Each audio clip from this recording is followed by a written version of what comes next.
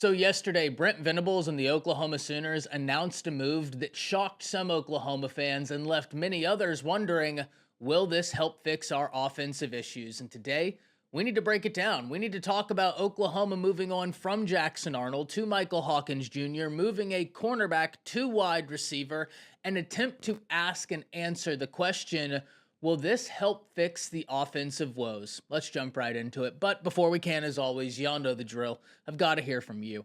Hop down to the comments. Give me a Y for yes, N for no. Do you believe these changes will help fix Oklahoma's offense? And let me know what you're thinking. If you're new to the channel, be sure to subscribe. Hit that bell notification as I do constant college football content. You don't want to miss any of it. And if you enjoyed the content, be sure to like and comment down below as those interactions are massive. But having said all that, let's jump right into this. And first and foremost, I'm sure everybody here watching the video knows the answer to this question, but we do it all the time anyways when we're talking about recruits, and in this case, a true freshman. So who is Micheal Hawkins Jr.? Well, he's a true freshman for Oklahoma who came by way of North Texas, where he was a very productive high school football player. He ended his high school career at Frisco Emerson, where he was ranked as the number 297 player in the nation, the number 20 quarterback, and the number 47 player in the state of Texas. And there's no doubt that whenever we look at the Tennessee game, Oklahoma's offense certainly had more juice with Micheal Hawkins Jr. in the game than they did Jackson Arnold. They were finally able to move the ball with some sort of continuity. But it is going to be fascinating to see what that looks like as teams get film on Micheal Hawkins Jr. in a college environment. What do they do to defend him? How does he overcome this? What does Oklahoma's offensive staff do to help him? And that is probably the most important. Put a bookmark in that because we're going to return to that and talk a lot about that last one. Micheal Hawkins Jr. goes on the road this weekend for his first road test of his college career against Auburn and Jordan-Hare. And Jordan-Hare is a fascinating place because if you're Bama and Georgia, Auburn comes out like the '85 Bears. But if you're anybody else, it's the Mickey Mouse Clubhouse. So I'm fascinated to see what Auburn team OU ends up facing and how Oklahoma ends up attacking Auburn. Now I'll go ahead and rip the Band-Aid off. I have Oklahoma winning this game because I don't think Auburn's played a defense near to the level of Oklahoma's. And if Oklahoma can even score 20 points in this game, I like their chances to win. So let's talk about this.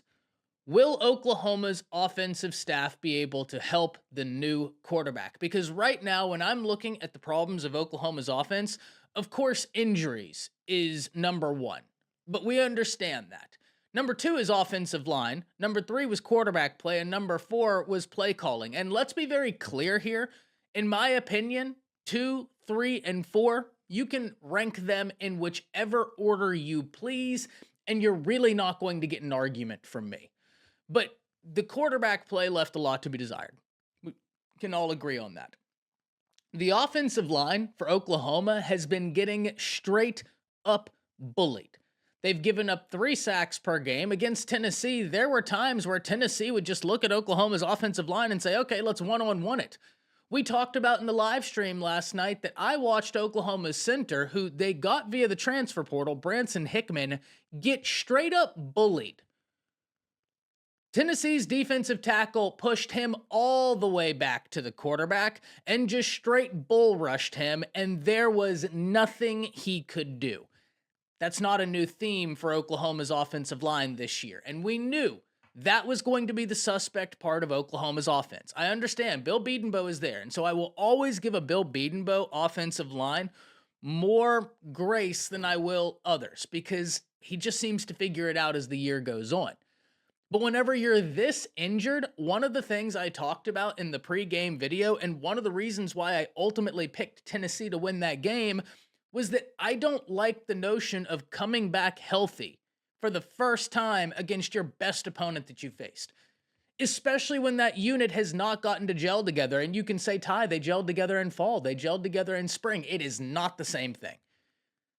It is absolutely not the same thing to practice together when you know what's coming, and then whenever the bullets really start flying. You have no experience together. So the unit will get better if they're healthy.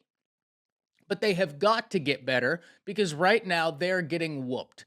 Against Tennessee, Oklahoma averaged 1.1 yards per carry. Now, if you take out sack yards, they averaged 2.1 yards per carry. Either way, that's abysmal. That's inexcusable, which gets me to the second prong. And that Seth Littrell has been, quite frankly, painful to watch. And that was another question I had for Oklahoma going into this year. We'll see if the quarterback change helps inspire offensive play calling, and it certainly could. It certainly could. I am not dismissing that. Maybe Jackson Arnold just wasn't suited to what Littrell wanted to do. Maybe he goes somewhere else and lights it up because the offense that he's in is more conducive to success. Maybe Hawkins is far more suited to the offense Littrell wants to call. All of that is a realistic possibility, and I concede all of those. But meet me halfway. Play calling thus far has been abysmal. I ask any OU fan this: what's your identity on offense? And you can't give me an answer. And I understand injuries happen. That is completely understandable. There's a reason why I'm not sitting here saying, hey, sell OU stock right now. It's because y'all have been injured. That's football. That is the unfortunate reality of the game we love. It is why Bear Bryant said in order to win a national championship, there is also a level of luck. Did you get through the season healthy? We get that. But even if you're banged up, you have to have an identity. There's zero identity to that Oklahoma offense. And maybe this quarterback change helps them establish an identity. But I'm going to tell you what right now.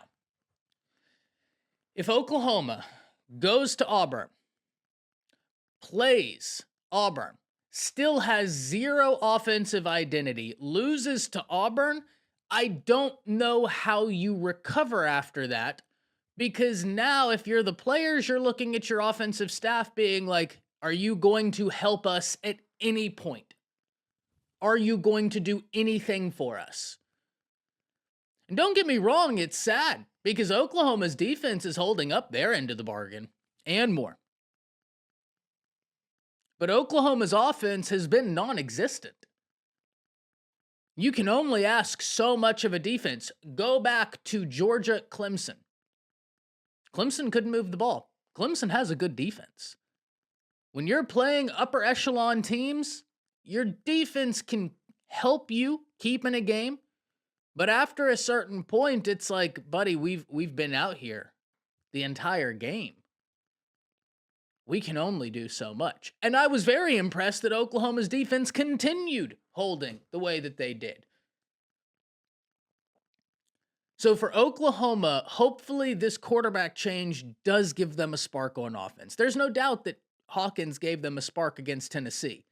I'm interested to see what that looks like whenever he starts full games. I'm interested to see what that looks like whenever teams get film of him in a college environment and then can start preparing for him. I'm interested to see if Oklahoma will now have an identity, and that to me is probably the most worrisome if I was an Oklahoma fan. Because what if Hawkins goes in there, does a fine job, and you still have no offensive identity? Well, now you're looking at your coordinators, and you're saying, so you are an issue. Season is still young. You still have a long ways to go. So this is going to be fascinating to see, right? But I do very much well sympathize with Oklahoma's defense being able to do what they do and looking across from them, and they're carrying the offense to the finish line because it's not there. So at this point, this might be a bit of a hot take. Seth Littrell is coaching for his job on this offensive side. Because like I'll continue to say, and then we'll talk about the cornerback switching from cornerback to wide receiver. As bad as quarterback play has been, offensive line play has been bad, play calling has been putrid. Now let's talk about Johnson switching from cornerback to wide receiver. And look, this is an area where he played in high school.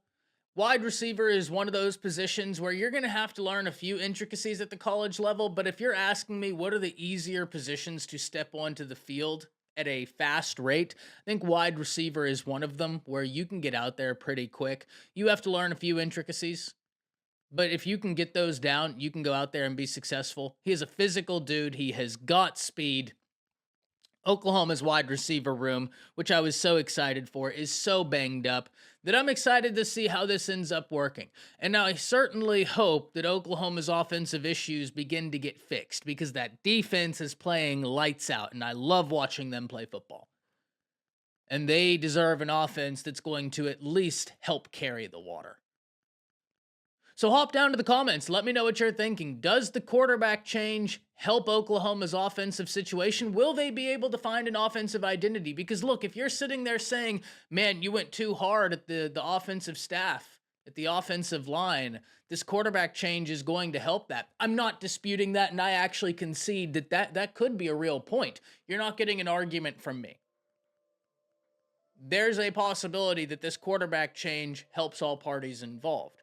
Maybe Jackson Arnold just wasn't suited for what Luttrell wanted to do. Maybe Micheal Hawkins is much more suited to what Luttrell wants to do. That's a possibility.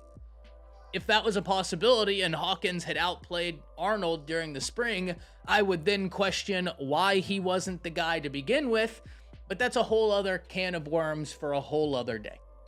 Hop down to the comments, let me know what you're thinking. That's it. See ya.